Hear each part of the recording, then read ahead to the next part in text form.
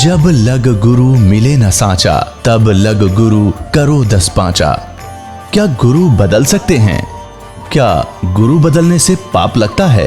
अध्यात्म के इस मैदान में आखिर सही गुरु कौन है? गीता जी में वर्णित तत्वदर्शी संत कौन है? इन सभी प्रश्नों के उत्तर जानने के लिए अवश्य सुनिए जगत गुरु तत्वदर्शी संत रामपाल जी महाराज के मंगल प्रवचन। इसका सीधा सा अर्थ हो गया गीता ज्ञानदाता अपने से अन्य किसी समर्थ परमात्मा की शरण में जाने को कहता है और उसकी पूजा कर और सब बातें त्याग दे, यानी अपनी पूजा को भी मना करता, केवल उसी की पूजा कर जिसने संसार रूपी वृक्ष की रचना की है, जिससे संसार रूपी वृक्ष की प्रवृत्ति विस्तार को प्राप्त हुई है।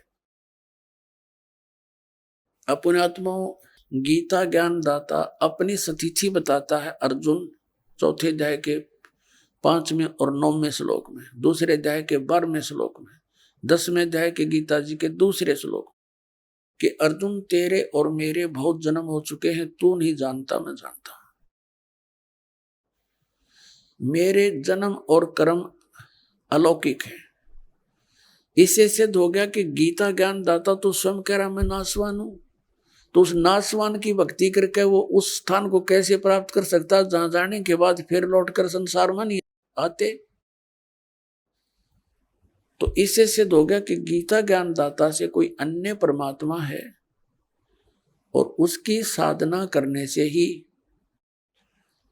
ये जन्म और मृत्यु का दीर्घ रोग कटेगा। और जब तक जन्म और मृत्यु का रोग नहीं कटेगा तो हम सुखी नहीं हो सकते, हमारा मोक्ष नहीं हो सकता। हम यहाँ बंधन में बंधे हुए कर्मों के बंधन से, और सतलोक में जाने के बाद हमारे ऊपर किसी प्रकार का कोई दबाव नहीं। अपनात्माओं जैसे ये अन्य संत बताते हैं कि परमात्मा वहां निराकार है, सतलोक में प्रकाश ही प्रकाश है, फिर हम टिंडे लाएंगे उस प्रकाश में, क्या कराएंगे जाके भाई? उसमें डूब कर मर जाएंगे।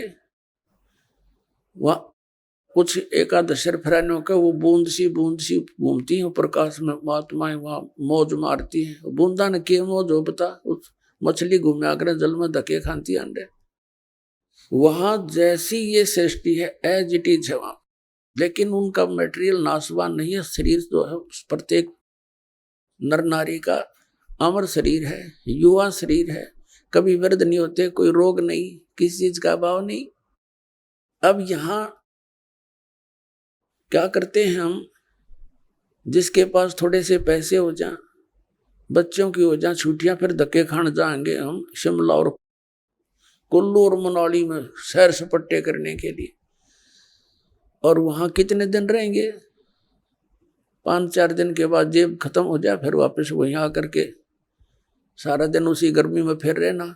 तो हम इन सैर सपट्टियां वहां करा कराएंगे सतलोक में, कभी ना कोई काम करना, ना मृत्यु होनी, ना वृद्ध अवस्था आनी, ना राग द्वेष कति नाम मात्र का नहीं है। पर अपना आत्मा यहाँ तो ना जाने कितना अच्छा आदमी दिखता और के बिजली डाल दे 1 मिनट में घर के ऊपर, परिवार सदस्य के कोई मुकदमा कर दे, कोई और पैसे लेकर ना दे, खेचा तानी लट्ठम लट्ठा मुकदमेबाजी। तो वहां ऐसा कुछ नहीं है। और पुण्यात्मा यहाँ देख लो आप, हम बूढ़े ना हुआ और मौत ना हो, चाहे हमारा कितना दुख आ जाओ कोई प्रॉब्लम नहीं हमता, क्यों? कति आदि बन गया इसके साथ खेचम खेचा रहने के, तो वहां तो कोई दुख भी नहीं, तो वहां की रुचि बनेगी आपकी। अब यहाँ तो डेथ होनी है, यह तो आप पल्ला गांठ मार लो, ना समझ में आओ तो अब यह तो होनी है, ये तो अंडरस्टूड है, सबने मालूम है। और फिर यहाँ जिस कोठी और बंगले और पुत्र और पुत्रियों को, इन कारों को आप अपना मान रहे हो, ये आपकी कहाँ है? मृत्यु होते ये तो खत्म आपसे, फिर इनकी आशा क्या रखेंगे? क्योंकि यहाँ इस ज्ञान से आपकी आशा हटेगी और यह सच्चाई के आधार से हटेगी। यहाँ से इनमें कति आस्था नहीं रहते। आप यहाँ कितने सुख से रह रहे हो, आपको पता चल जाएगा ये ठिकाना ठीक नहीं। तो फिर हम क्यों ना रुचि, फिर यहां से आशा हटेगी तो वहां लगेगी। और जहां आशा तहां वासा हुई, मन कर्म वचन सुमरियो सोई, तो उसमें रुचि बनेगी आपकी। ये कोई कितनी बात बनाता हो वहां लीन हो जावांगे। लीन कौन कौन होना चाहेगा लीन, ये तो कहने की बातें हैं। तो परमात्मा ने आकर के वो ज्ञान दिया और आंखों देखा। उन महापुरुषों ने बताया जिन्होंने परमात्मा को देखा, वहां से वापस आके बताया कि लेकिन उन्होंने ऐसे कोड वर्डों में लिखा है वो जनसाधारण को समझ नहीं सकता। उसके लिए टीचर की आवश्यकता छोड़ गए भगवान कबीर साहब कि गुरु बिन माला फेरते, गुरु बिन देते दान, गुरु बिन दोनों निष्फल हैं चाहे पूछो वेद पुराण। गुरु बिन वेद पढ़े जो प्राणी, समझे न सार रहे अज्ञानी। गुरु बिन काहू न पाया ज्ञाना, जो थो था बुस छड़े मूड किसाना। तो गुरु को इतना महत्व इसलिए दिया कि वो ऐसे कोड वर्डों में लिख गए परमात्मा कबीर साहब अपनी वाणी को लिखवा गए कि कबीर पंथी नहीं समझ सके, क्योंकि काल ने कहा था कि तेरे नाम से मैं 12 पंथ चलाऊंगा, 12 पंथ करूं मैं साजा, नाम तुम्हारा ले करूं आवाजा। 12 पंथ नाम जो ले ही, हमरे मुख में आन समोई। और अनेक पंथ चलाऊं, या विद जीवों को भरमाऊं। जाओ जोग जीत संसारा, जीव न माने कहा तुम्हारा। जीव तुम्हारा कहा न माने, हमारी ओढ़ हो बाद बखाने। अब ये कबीर पंथी नहीं समझ सके परमात्मा की महिमा को, और कबीर सागर न पढ़ रहे, ये कबीर वाणी पढ़ रहे न, तो पीढ़ी की पीढ़ी चली गई इनकी 1500 600 साल में, और ये कख नहीं समझ सके सतलोक और सतपुरुष के बारे में। इसलिए आदरणीय धर्मदास साहिब जी से परमात्मा ने कहा था, धर्मदास मेरी लाख दुहाई, ये मूल ज्ञान की तो बाहर ना चाहिए। मूल ज्ञान बाहर जो पढ़ी, या बिचली पीढ़ी हंस नहीं तरही। तो इसलिए परमात्मा ने इस काल के साथ आंख में चौनी करके, और अब आपको शिक्षित बनाना पड़ा ना। ये विष आपको कतई नहीं खान दे भगवान। चौथा युग बीत गया था, ये विष हमारे निकट नहीं आने दिया है शिक्षा का। इतनी बेईमान बनाती है ये। लेकिन अब काल ने कहा था उनको इतना गिरा दूंगा, नकली पंथ तेरे नाम तो कबीर नाम से पंथ चलवा दूंगा हैं। और कबीर कबीर सदगुरु है, कबीर साहब हैं, हम कबीर पंथी हैं, गीत गाया करेंगे। उनके पास मंत्र वो है नहीं जिससे मोक्ष होगा, तो मेरे मुंह में फंसे रहेंगे। उन 12 उन पंथों में जो नाम लेगा वो मेरे ही मुख में रहेगा। अब परमात्मा ने दया करी, पुण्यात्माओं, इस दास को भेज दिया अपना रिप्रेजेंटेटिव बना के, और वो बुद्धि दे दी उस दास को परमात्मा ने। कबीर जी ने अपने द्वारा लिखे हुए उन कोड वर्डों को अब इस दास के द्वारा सार्वजनिक करा रहा आपके सामने।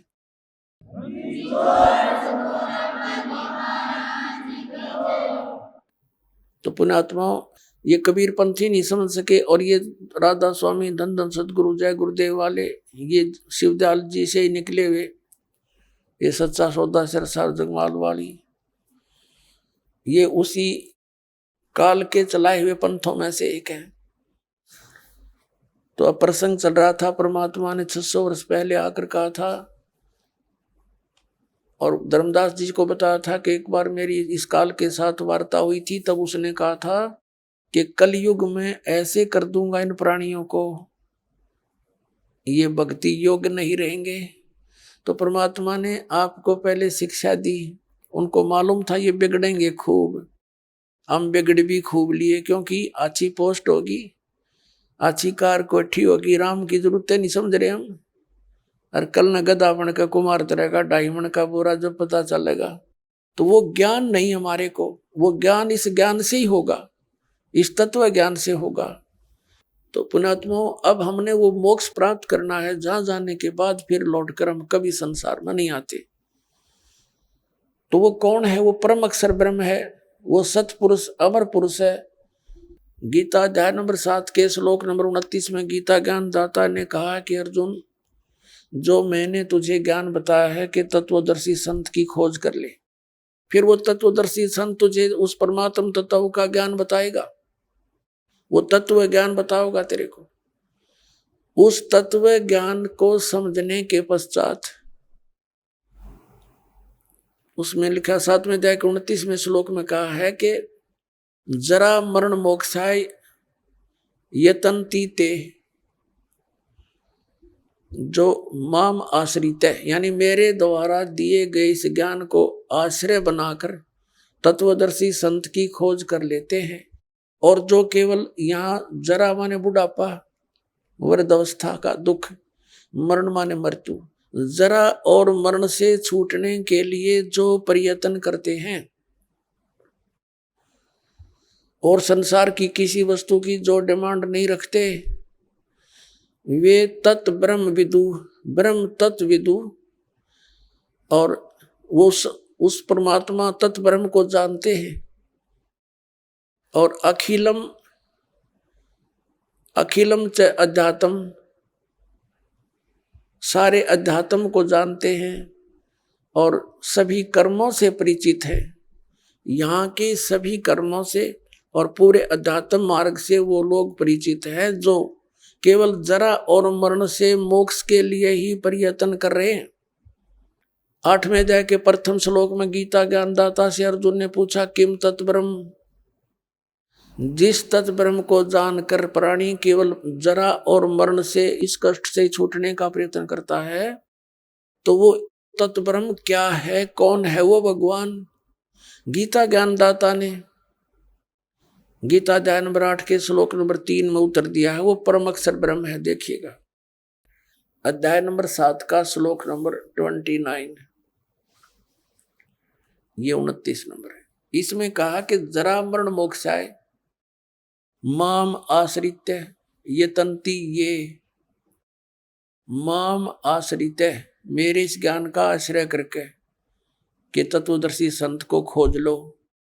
तो वो यतन्ति ये, जो प्रयत्न करते हैं, जरा और मरण मोक्ष है, जरा और मरण के मोक्ष के लिए ही जो प्रयत्न करते हैं, ते ब्रह्म तत्विदु कृत्स्नम अध्यात्म से कर्म अखिलम, वह पूरे अध्यात्म को, तत्व ब्रह्म को और सभी कर्मों से परिचित हैं, जानते हैं। विदु माने जानते हैं। इन्हीं का अनुवाद पढ़ते हैं। जो मेरे शरण होकर जरा और मरण से छूटने के लिए, जरा माने बुढ़ापा, वृद्धावस्था होती है, इन लोगों ने लिख दिया है। वे पुरुष उस तत्ब्रह्म उस ब्रह्म को, संपूर्ण अध्यात्म को, संपूर्ण कर्मों को जानते हैं। ये तीसरा श्लोक में ये कहा है 8वें अध्याय के, कि केवल जो मुझे ही सब कुछ समझ रहे हैं वो मुझे ही जानते हैं, वो तो मुझे ही जानते हैं बस। फिर यहाँ बताया 8वें अध्याय का प्रथम मंत्र में अर्जुन ने पूछा गीता जी में, किम तत्ब्रह्म, किम अध्यात्म, किम कर्म पुरुषोत्तम, अधिभूतम से किम प्रोक्तम, अधिदेवम किम उच्यते। इसका वह ब्रह्म क्या है? और इसका 8वें अध्याय के तीसरे श्लोक में उत्तर दिया है गीता ज्ञानदाता ने। 8वें अध्याय के तीसरे श्लोक में वो परम अक्षर ब्रह्म है। अब इससे सिद्ध हो गया गीता ज्ञानदाता से कोई अन्य परम शक्ति है जो जीव को पूर्ण सुखी कर सकती है और पूर्ण मोक्ष प्रदान कर सकती है। अब यहां गीता अध्याय नंबर 8 के श्लोक नंबर 5 और 7 में गीता ज्ञानदाता ने कहा है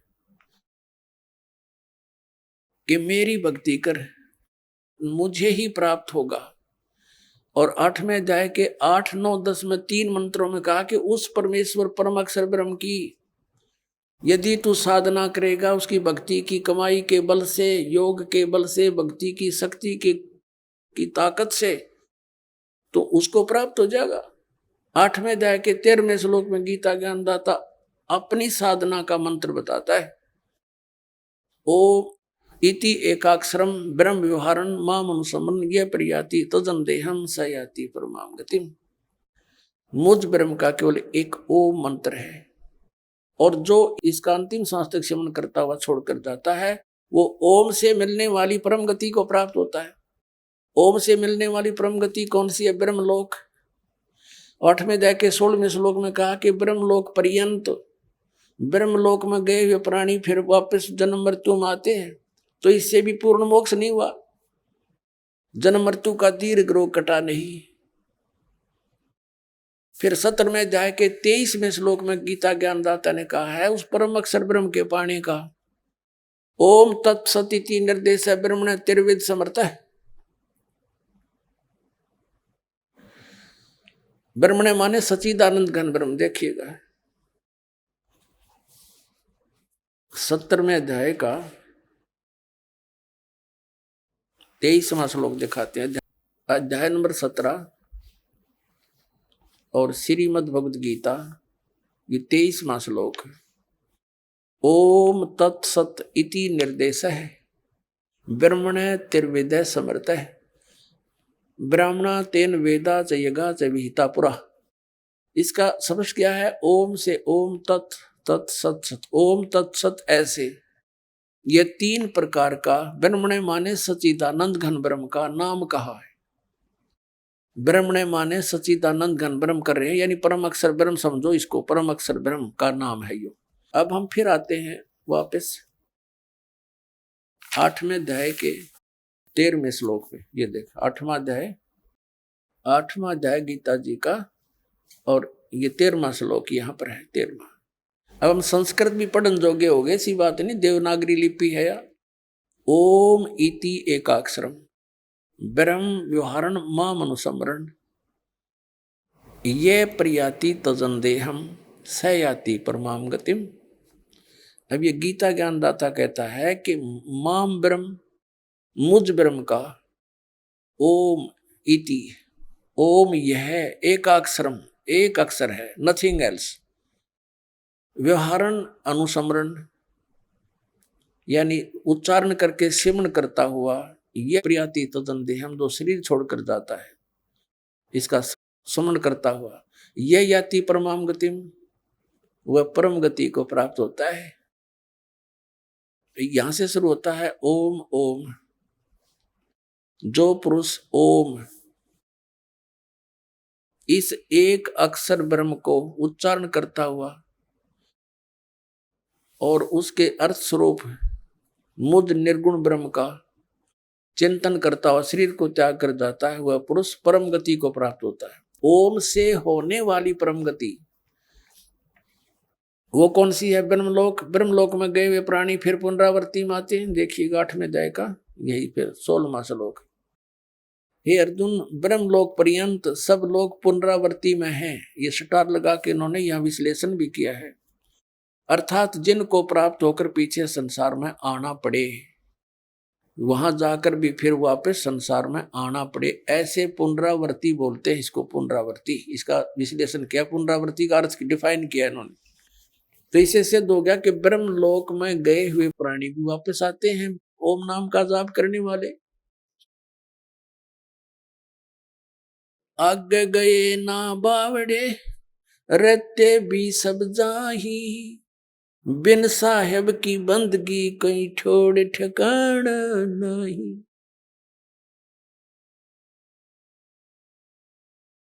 अब 8वें अध्याय का 5 और 7 और 8, 9, 10 मंत्र कंसेप्ट क्लियर कर देगा। देखिएगा 8वें अध्याय का अब हम ये 5वां श्लोक पढ़ेंगे। इसमें गीता ज्ञान दाता कहता है जो पुरुष, जो साधक अंत काल में मुझे ही स्मरण करता हुआ शरीर का त्याग कर जाता है, वह मेरे साक्षात स्वरूप को प्राप्त होता नहीं, वह मद भावम याति, मेरे वाले भाव को प्राप्त होता है, मेरे पर आसक्त हो जाता है। और इसमें कुछ संशय नहीं। 6 में ये बताया है कि जो अंत समय में जिस भी भाव में भावित रहता है, अंत समय में उसी को प्राप्त करता है मृत्यु को प्राण। 6 में तो एक नियम बताया है, विधान बताया है, जहां साता बादशाह हुई, इसका अर्थ ये है। ये कुंती पुत्र अर्जुन अंत काल में जिस जिस भी भाव को समन करता हुआ शरीर का त्याग कर जाता है करता है तो उसको ही प्राप्त होता है। सदा उसी तद भावम भावती, उसी भाव से भावित रहता है, यानी उसी पर आसक्त रहता है, उसी में भावना बनी रहती है उसकी। इसका अर्थ ये है। आगे बताया है इसलिए, सातवें में कहा है कि इसलिए सब समय में निरंतर मेरा स्मरण कर और युद्ध भी कर, अर्पण के मन बुद्धि युक्त होकर निसंदेह मुझे ही प्राप्त होगा। अब इसमें क्या बताया है कि ये एक नियम है, अंत समय में जिस पर आसक्त, जिसमें आशा रख के शरीर छोड़कर जाता, अंत उसके बाद उसी के पास पहुंच जाता है। अब कहता तू मेरे को प्राप्त करना है तो मेरे में मन वाला हो, मेरी ही साधना कर, युद्ध भी करना पड़ेगा, यहां तो युद्ध करना पड़ेगा मेरी शरण में रहेगा। और युद्ध करने वाले को फिर शांति सौंपने में नहीं, इससे सिद्ध है ओम नाम के जाप करने वाले को शांति नाम की चीज नहीं। इसलिए 18वें अध्याय के 62वें श्लोक में कहा कि अर्जुन तू सर्वभाव से उस परमेश्वर की शरण में जा, उस परमेश्वर की कृपा से ही तू परम शांति को और शाश्वत स्थान यानी उसे सनातन परम धाम को प्राप्त होगा। इससे सिद्ध हो गया कि गीता ज्ञान दाता कहता है मेरी शरण में रहना तो युद्ध करना पड़ेगा तुझे, अब तू सोच ले। तो जहां युद्ध करना वो शांति नाम की चीज नहीं है। और ये ओम से शांति खोजे नो के ओम शांति, बोली शांति सपने में भी ना हो। अब गीता जी अध्याय नंबर 8 के आपने 5, 6, 7 पढ़ लिए, अब 8, 9, 10 में उस परम अक्षर ब्रह्म की महिमा बताई है। देखिएगा अध्याय नंबर 8 का ये श्रीमद् भगवद गीता, ये 7वां तक पढ़ लिया हमने, अब 8वां पढ़ेंगे। यहां इसका अनुवाद है, हे पार्थ ये नियम नहीं है, ये अपने आप नियम तो उसमें लिखना चाहिए था। परमेश्वर के अभ्यास योग युक्तेन, ये ध्यान पर जोड़ रहेगा टा, ध्यान के अभ्यास रूप योग से युक्त नहीं, नाम से, नाम बता रखा ओम तत्सत। अब जैसे ये परमात्मा के उस लोक को पाना है हमने जहां जाकर सुखी होंगे। परमात्मा तो यहाँ आते रहे हैं, हमें दर्शन भी होते रहे हैं, वो बता कर गए ऐसे साधना करो, इस साधना से इस तरीके से तुम उस स्थान को प्राप्त होगे जहाँ जाने के बाद फिर लौट कर नहीं आना। तो उसके लिए मजदूरी है या साधना हमारी। जैसे हैंडपंप लगाना है, हैंडपंप किस लिए लगाना है? क्योंकि हमने जल, हमारा इष्ट है, हमने जल चाहिए और जल पृथ्वी में, उसके लिए हैंडपंप लगाने के लिए जो भी हमने इंस्ट्रूमेंट यूज किए हैं, बुक की, पाइप और जितने भी ये सारा कुछ प्रोसेस जो है उसके पाने का, यह हमारी साधना है या पूजा नहीं है। पूजा तो हम उसकी जल की कर रहे हैं जिसको पाना है हमने। तो ये मंत्र जो है ओम तो इस ब्रह्म का और तत् ये अक्षर पुरुष का। अक्षर पुरुष एक पेड़ है, निरंजन वा की डार, तीनों देवा शाखा है, ये पात रूप संसार। तत् उस अक्षर पुरुष का और सत ये सार नाम है, आदि नाम है, ये परम अक्षर ब्रह्म की पूजा है। उसके पाने का मंत्र है। यानी इन सब को मिला करके हमने नु सोच ले हैंडपंप लगेगा, सारे प्रोसेस है। दूसरे श्वास उस श्वास से सतनाम के 2 अक्षर का जाप करना है। ये तो समझ लो वो की मार रहे हम और पाइप नीचे कर रहे हैं, पाइप पहुंच गई जल तक। फिर उसके बाद काम शुरू होता है सार नाम का, यानी मशीन समझो, सार नाम सार शब्द है और उससे जो वस्तु मिलेगी वो हमारा इष्ट है, जल। तो ये गलत बताते हैं।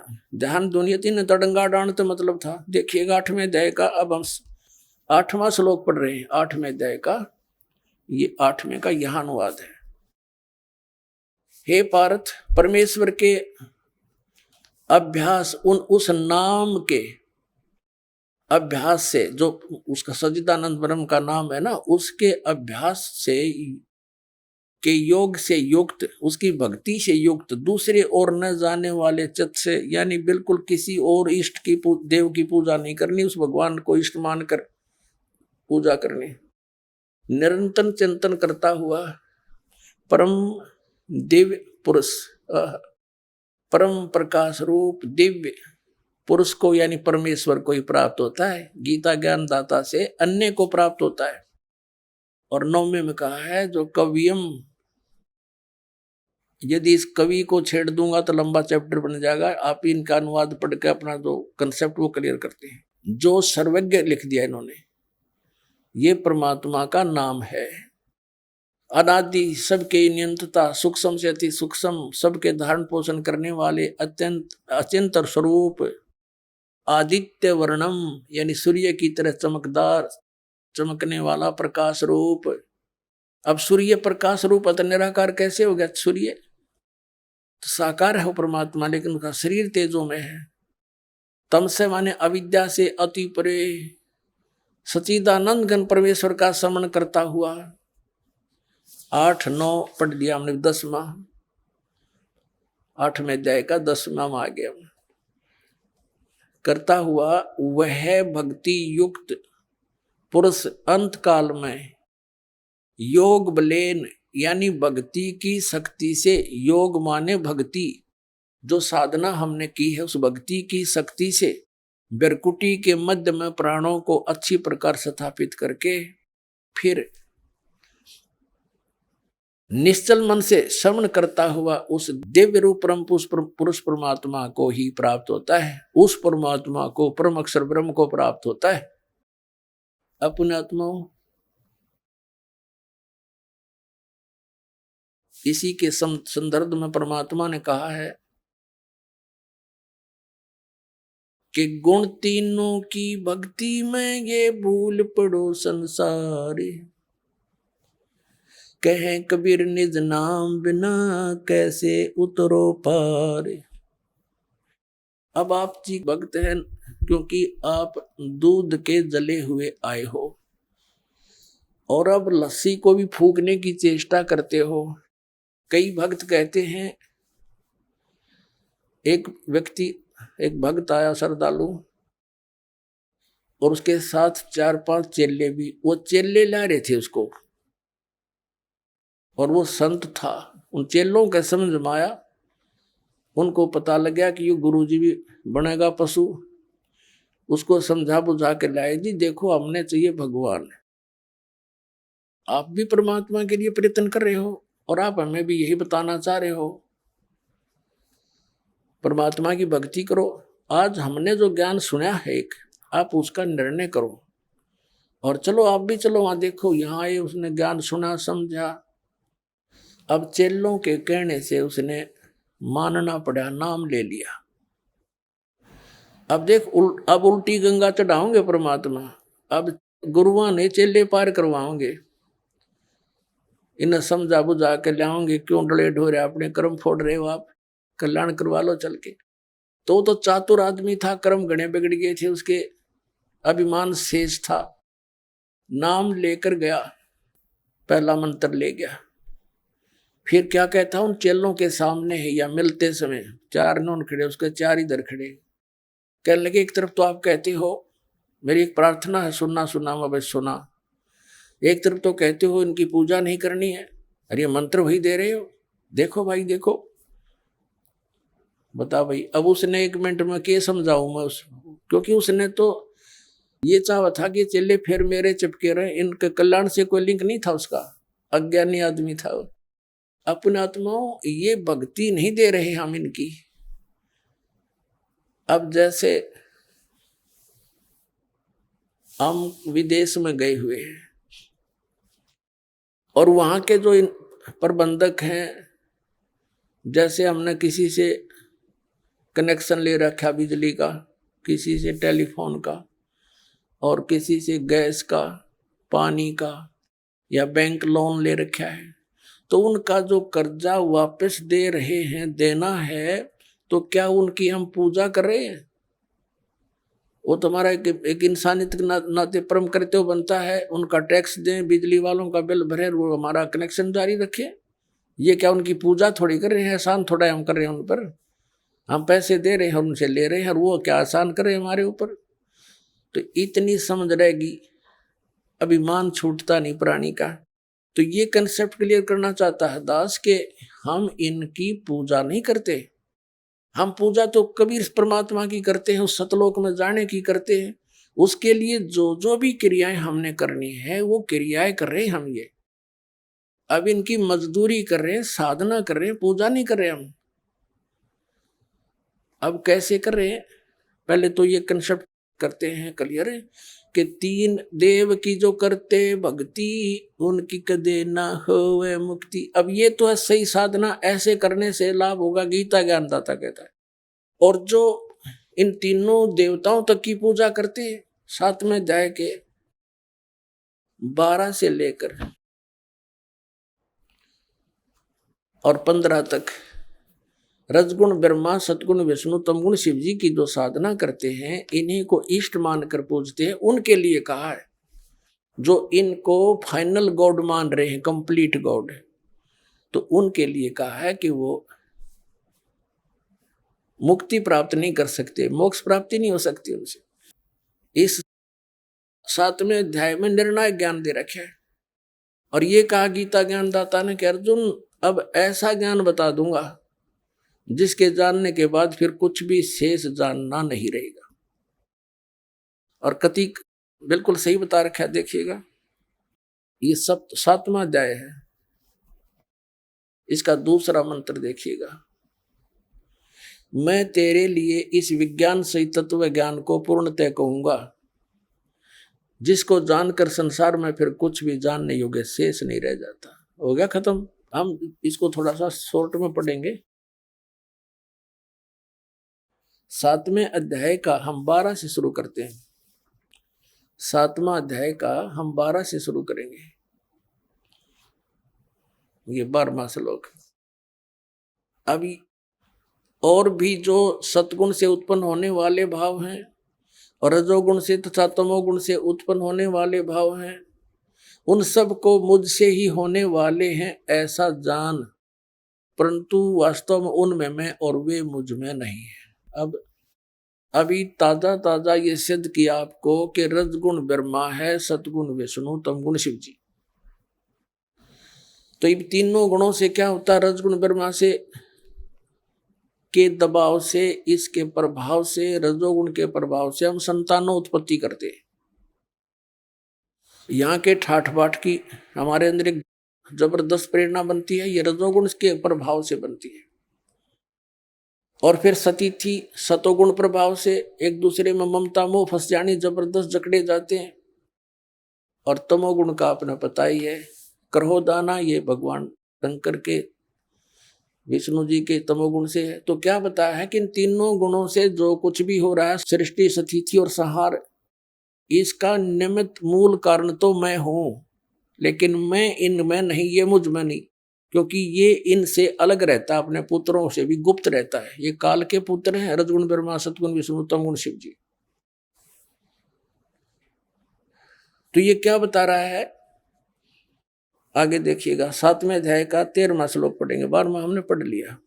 गुणों के कार्य रूप सात्विक, राजस, तामस, इन तीनों प्रकार के भावों से सारा संसार, प्राणी समुदाय मोहित हो रहा है। इन तीनों गुणों से परे मुझ अविनाशी को नहीं जानता। अब इस कितना कह रहा है कि ये तीनों गुणों के, रजगुण ब्रह्मा, सतगुण विष्णु, तमगुण शिव जी से ही जकड़ी हुई इनकी बुद्धि, इनसे ऊपर ब्रह्म मुझे भी ना जानते, इनसे अधिक लाभ मैं दे सकता हूं।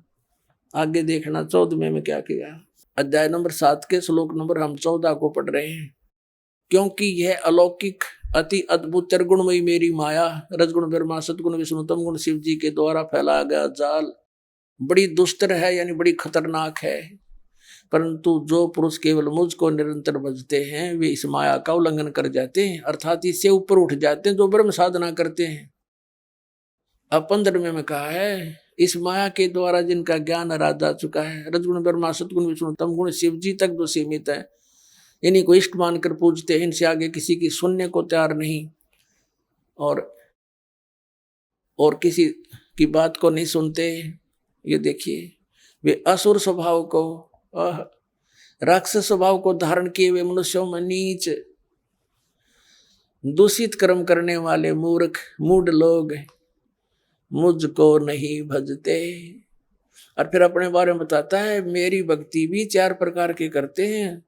चतुर्विधा भजन्ते माम जना सुकृत न अर्जुन, आर्त जिज्ञासु अर्थार्थी ज्ञानी च भर्तृ। गीता ज्ञानदाता ने स्पष्ट कर दिया कि मुझे छोड़कर अन्य देवताओं की, रजगुण ब्रह्मा, सतगुण विष्णु, तमगुण शिव जी की जो पूजा करते हैं, वहां तक उनकी बुद्धि हरी जा चुकी है, इनसे आगे कोई सुनते नहीं। जैसे ये आचार्य, शंकराचार्य, ये जितने भी पवित्र हिंदू धर्म के गुरु, धर्म गुरु हैं, ये ब्रह्मा विष्णु महेश, ये विष्णु जी, शंकर जी और श्री कृष्ण जी पर हमारी बुद्धि को सीमित कर दिया। हम इन तागे किसी की सुनना चाह नहीं, कट मरे एक दूसरे के साथ हैं। तो कहते हैं राक्षस स्वभाव को धारण किए मनुष्यों में नीच, दूषित कर्म करने वाले मूर्ख, ये मेरी भक्ति भी ना करते। ओए होए, अब इनको 4 संज्ञा दे दी एक श्लोक में। राक्षस स्वभाव को धारण किए हुए मनुष्यों में नीच, दूषित कर्म करने वाले मूर्ख। अब थोड़ा सा प्रमाण देते हैं। जैसे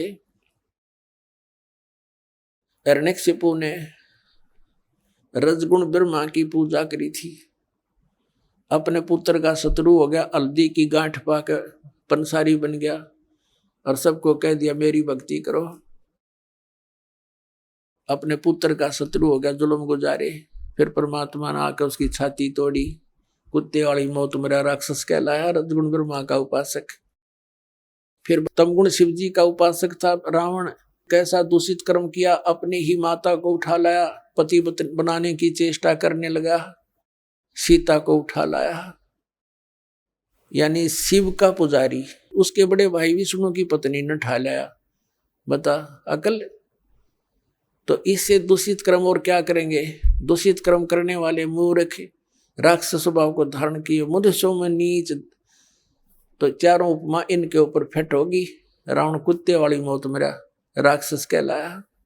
एक भस्मागिरी नाम का तपस्वी था, भगवान तमोगुण शंकर का उपासक। उसके द्वार के सामने, गेट के सामने ऊपर न पैर करके नीचे न सिर, सिरासन पर तपस्या शुरू कर दी, हठयोग। एक दिन पार्वती ने कहा कि भगवान आपका उपासक क्या मांगता दे दो, आप तो समर्थ है। तो शिव जी ने पूछा कि बोल भाई क्या मांगते हो भस्मागिरी। भस्मागिरी ने कहा भगवान वचनबद्ध हो जाओ तो मांगो। शंकर भगवान ने कहा ठीक है भाई तथास्तु, हो गया वचनबद्ध, बोल। एकदम खड़ा हो गया, सीधा ऊपर ने सिर करके कहने लगा भगवान ये भस्म कड़ा दे दो जो अपना हाथ में पहन रखे है। भगवान श्री शंकर जी ने सोचा साधु संत है, जंगल में रहता है, अपनी रक्षा के लिए मांगता होगा, निकाल के दे दिया और वचनबद्ध हो ही गए थे। अब ज्यों ही उस राक्षस के हाथ में वो कड़ा आया, उसी से मैं कह दिया कि होले होशियार शिव जी, तुझे मारूंगा, मैं इसीलिए साधना कर रहा था और पार्वती को पत्नी बनाऊंगा। हा हा हा हा, एकदम बदल गया थे। और अब देख लिया भगवान शिव ने भी, भाई तो बात बिगड़ गई, राक्षस की इसकी वह चेहरा है बदल गया एकदम। तो भगवान शंकर भाग लिए वहां से अपनी जान बचा के। अपने आत्माओं देखो, आगे आगे तो भगवान और पाछे पुजारी, जा खागड़ा जोटे की तरफ आगे।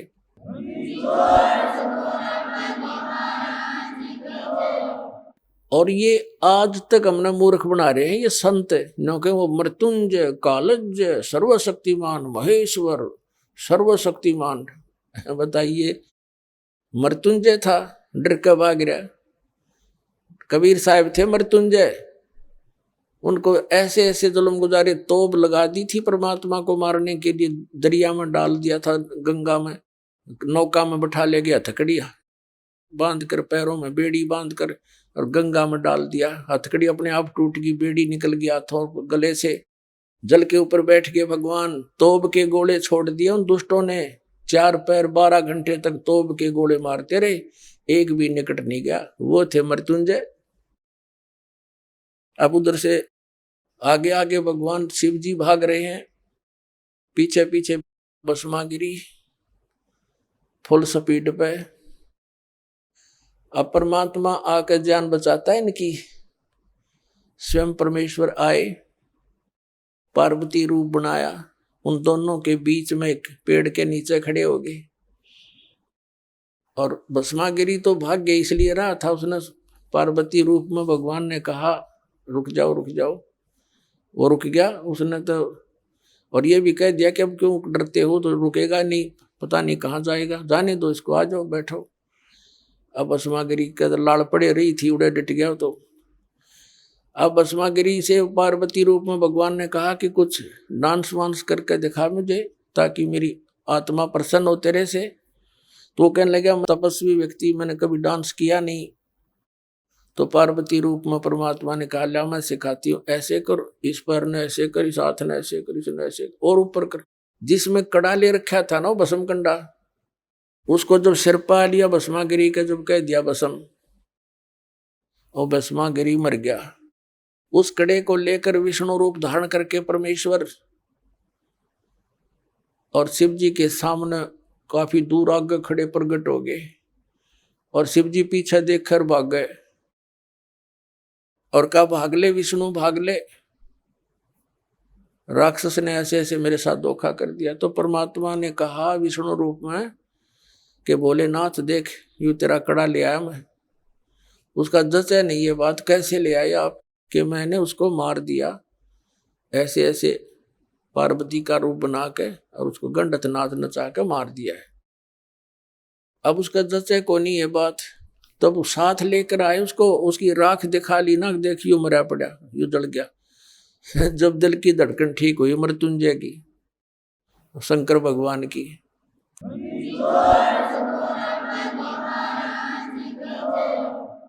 अपने आत्मा इससे भी दुष्ट और कौन होंगे, अपनी माँ के ऊपर नीत डिगा दी, और भगवान शंकर को अंतर्यामी के ये नहीं समझ सका, राक्षस के सोच लिए बैठा है, और दे दिया कड़ा ठाकर, उसका दो मारो जूत, भगा देता वहां से।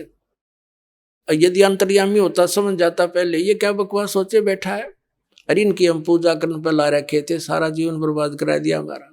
और परमात्मा 600 वर्ष पहले कहा करते, तीन देव की जो करते भक्ति, उनकी कदे ना हुआ मुक्ति। अब भस्मागिरी से भस्मासुर हो गया, राक्षस कहलाया, और कुत्ते वाली मौत मरा। ऐसे दूषित कर्म, ऐसे जुल्म, अपनी माँ पर नीत डिगा रहा, यानी देव इष्ट देव रूप में पूजे, उसकी पत्नी पर दोष मन में नीच का, इसे दुष्ट और कौन होगा। फिर तीसरे आते हैं विष्णु के उपासक वैष्णव। एक बार कुंभ का मेला हो गया हरिद्वार की हर की पैड़ी पर प्रभु का उनका संयोग बन गया। तो वहां पर ये गिरिपुरी, नागा, नाथ, सन्यासी, वैष्णव, ये अपने अपने ग्रुप में इकट्ठे हो जाते हैं।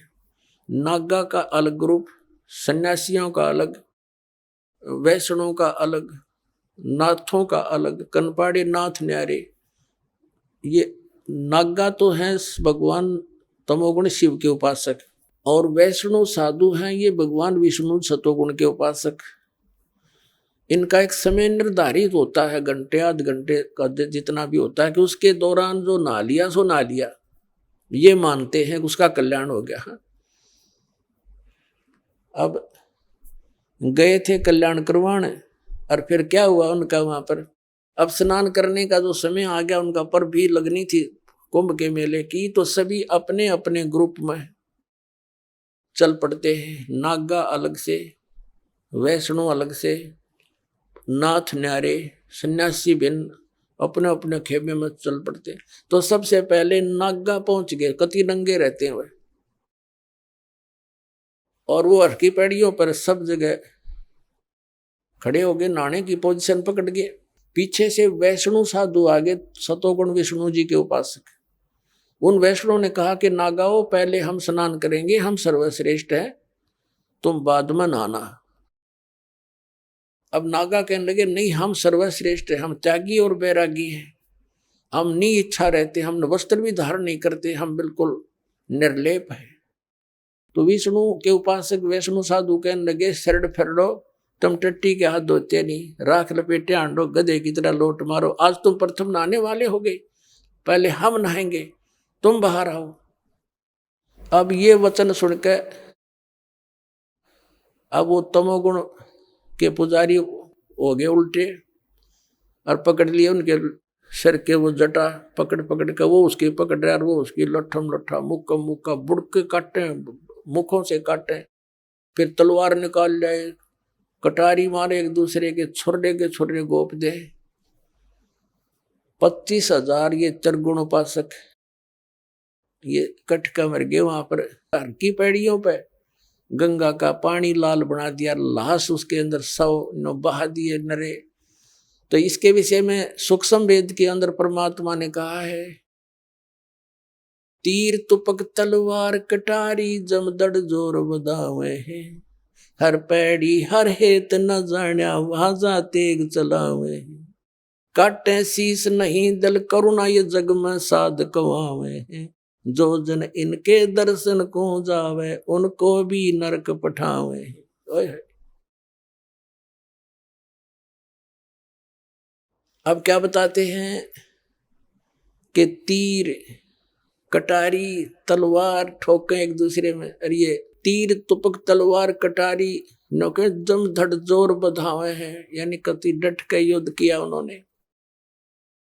और हर पैड़ी हर हेत नहीं जान्या वाजा कर्द चलावे हैं। भगवान हर पैड़ी को है, भगवान का प्रेम भी नहीं, और आपस में कटका मर गए वहां पर। काटे शीस नहीं दल करुणा ये जग में साध कवावे हैं, इनका इतनी दया नहीं, राक्षस से भी बुरे ये।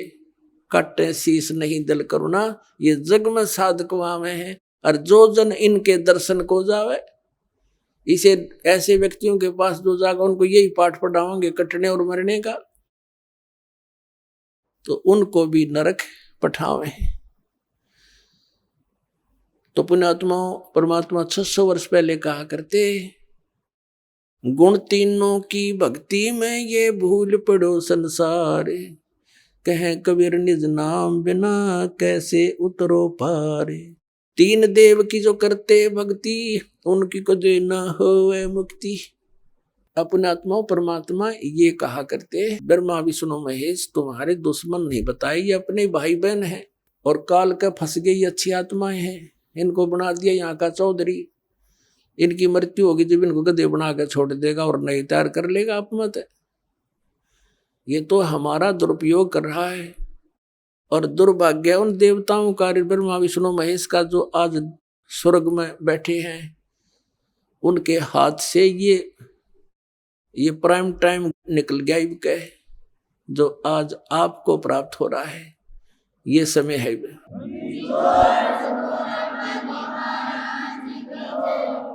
परमात्मा कबीर जी आदरणीय गरीबदास साहिब जी को सतलोक लेकर गए थे, वह सब सतीथि से परिचित करा कर, ब्रह्मा विष्णु महेश की परिचित सतीथि से परिचित करा कर वापस छोड़ दिया।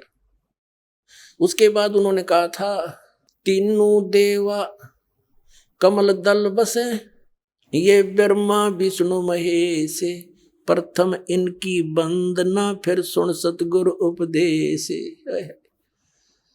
उन्होंने कहा था कि ब्रह्मा विष्णु ये तीनों देवा कमल दल में बसते, हमारे कमलों में, इन दलों में अंदर रहते हैं, और प्रथम इनकी वंदना ये मंत्र जो करते हैं इनकी साधना करते हैं, और फिर सुन सतगुरु उपदेश, सतगुरु के ज्ञान को सुनो और उसका पूरा कंप्लीट कोर्स लो, तब ये बात बनेगी। अब ब्रह्मा विष्णु महेश हमारे कोई दुश्मन नहीं है। कई कहते हैं कि आपके गुरु जी तो ब्रह्मा विष्णु महेश को छुड़वाते हैं। ब्रह्मा विष्णु महेश को हम छुड़वा सकते हैं? हम कोई बालक हैं? अब जैसे ऊर्ध्व मूलम अधः शाखम, ऊपर को जड़ वाला, नीचे को तीनों गुण रूपी शाखा वाला, उल्टा लटका हुआ संसार रूपी वृक्ष है। अब इसमें क्या है? ऊपर को जड़ता पूर्ण परमात्मा, नीचे को तीनों गुण रूपी संसार रूपी वृक्ष की शाखा है। तो क्या कोई शाखा को काट देगा बुद्धिमान व्यक्ति? पेड़ की शाखा को कोई काटने की कहेगा कि इसको तो फेंक दो काट के, फिर लटका के करेंगे बाकी का हम। परमात्मा कहा करते कि जैसे कोई हमने भक्ति रूपी पौधा बीजना है और हम नर्सरी से कोई पौधा लाए, कैसे बीजेंगे? उसको गड्ढा खोदेंगे और उस गड्ढे में उसको जड़ों की तरफ से दबाकर मिट्टी में, फिर उस जड़ों की मूल की सिंचाई करेंगे। तो मूल की यानी जड़ की पूजा करेंगे हम, तो वो पौधा पेड़ बनेगा, उसकी टहनियां बड़ी बड़ी हो जाएंगी, 3 गुण रूपी शाखा, तो उन शाखाओं का फल लगेगा। और फल के लिए हम सारा प्रोसेस अपना कर रहे हैं, फल प्राप्ति के लिए हम कर रहे हैं, तो वो हमने तोड़ने नहीं होते, हमने ऐसे करना है, अपनी way of worship according to the spiritual करना है, शास्त्रों के अनुसार करना। देखना, ये समझ लो हम एक पौधा लाए तो ये है बुद्धिमता, जड़ों को गमले में यानी मिट्टी में डाला, दबा दिया और पूजा शुरू कर दी। सिंचाई, ये जड़ कबीर परमात्मा है इस संसार रूपी वृक्ष की।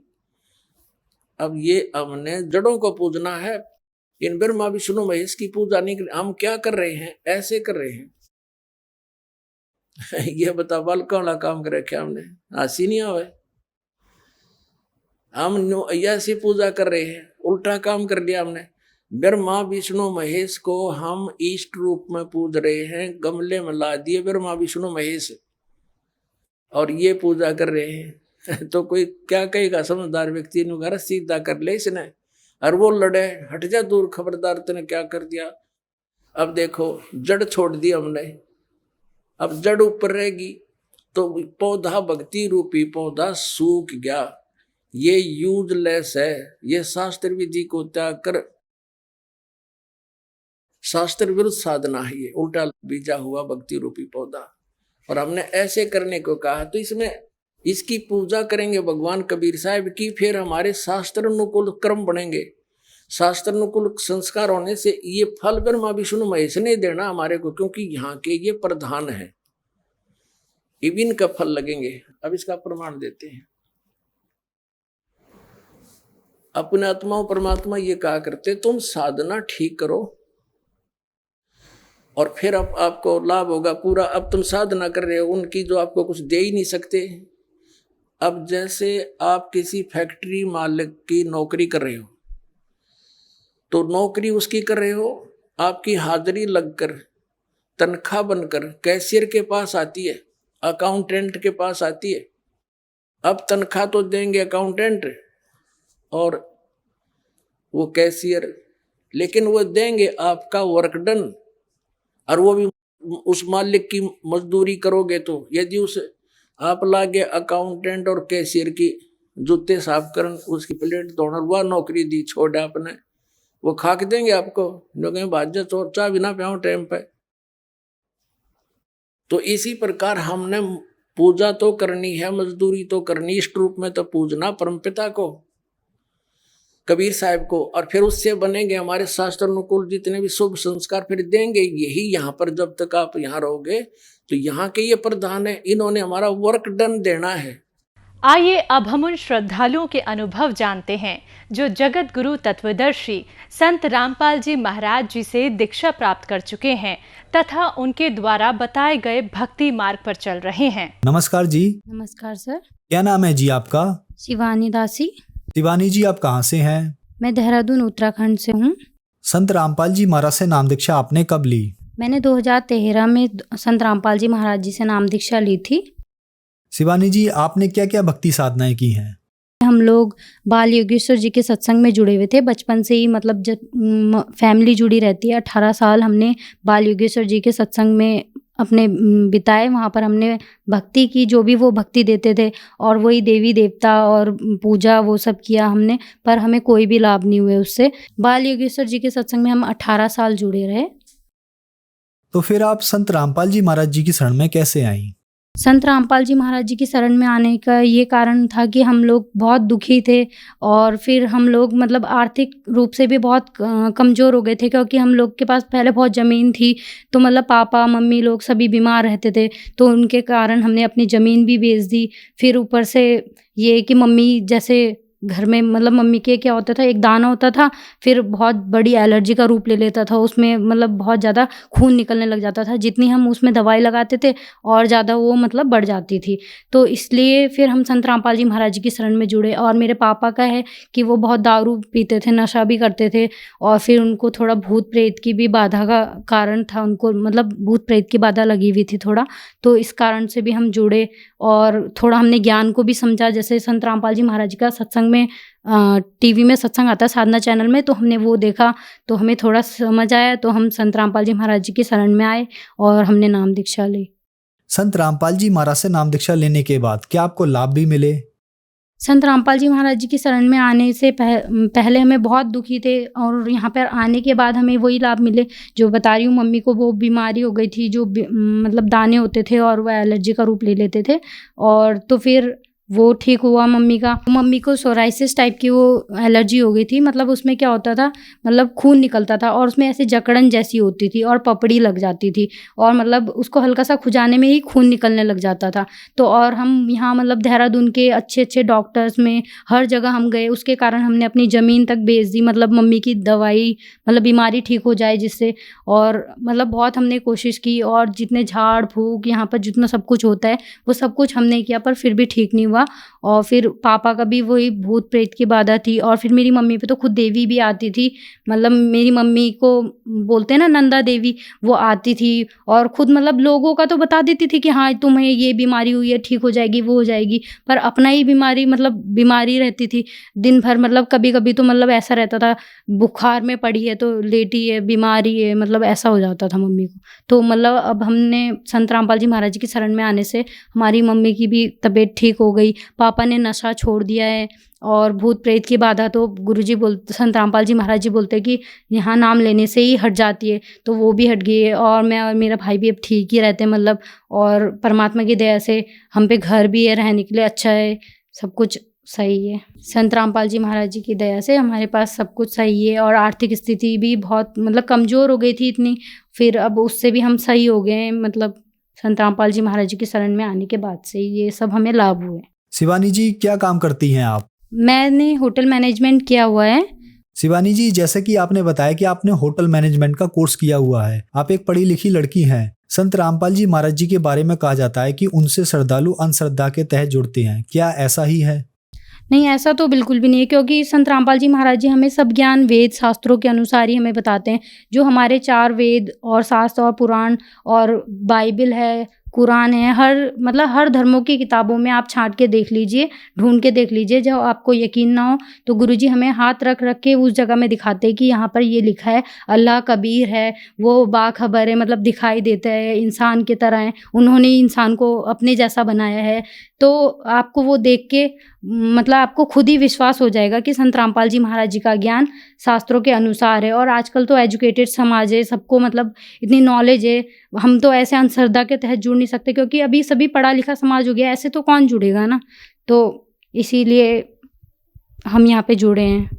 शिवानी जी, आपने बताया कि आप बाल योगेश्वर जी से 18 साल जुड़ी रहीं। आज टीवी पर लाखों दर्शक आपको देख रहे हैं, तो जो बाल योगेश्वर जी के शिष्य हैं उनके लिए खास आप क्या कहना चाहेंगी? उनके लिए यही कहेंगे कि मतलब उस भक्ति को छोड़ के यहाँ पर आ जाइए, क्योंकि यहाँ पे शास्त्रों के अनुसार भक्ति बताई जाती है। मतलब गुरुजी संत रामपाल जी महाराज जी कुछ भी अपने अनुसार नहीं बताते, सब वेद और शास्त्रों के अनुसार बताते हैं। एक बार अपने वेदों और शास्त्रों को पढ़िए और यहाँ पे संत रामपाल जी महाराज जी की शरण में आइए। तो जो दर्शक आज आपको टीवी पर देख रहे हैं और वो भी संत रामपाल जी महाराज से नाम दीक्षा लेना चाहें तो कैसे ले सकते हैं? संत रामपाल जी महाराज जी की शरण में आने के लिए जो आप मुझे टीवी में देख रहे होंगे, नीचे पीली पट्टी आती है, तो उसमें नंबर आ रहे होंगे, उसको आप कॉल कर सकते हो और वहाँ पे आपको बताएंगे कहाँ पर आपका नामदान केंद्र पड़ता है। वहाँ पर जाकर आप नाम दीक्षा लेकर अपना कल्याण कराएं। धन्यवाद जी। धन्यवाद।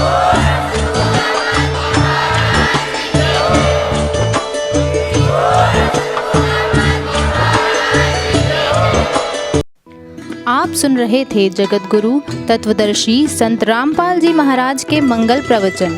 अधिक जानकारी के लिए संपर्क करें